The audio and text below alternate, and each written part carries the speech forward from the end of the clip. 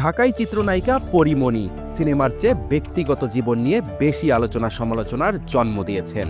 তার বিয়ে থেকে শুরু করে পরকীয়া, বিচ্ছেদ এসব কারোই অজানা নয়।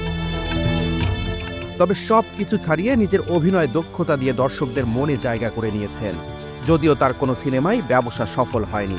অভিনয়ের পাশাপাশি পরীর রূপের রহস্য নিয়ে নেটিজেনদের মনে বিভিন্ন সময় প্রশ্ন জেগেছে, কারণ পরীমণির রূপে মুগ্ধ হয় না এমন মানুষ খুঁজে পাওয়া দায়।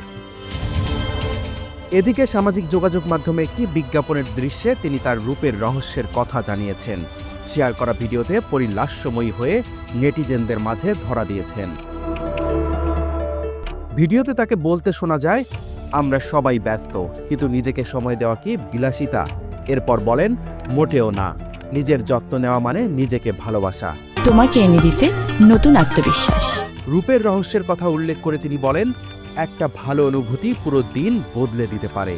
একটুখানি যত্নই পারে তোমাকে এনে দিতে নতুন আত্মবিশ্বাস। নিজেকে ভালোবাসো নিজের যত্নে।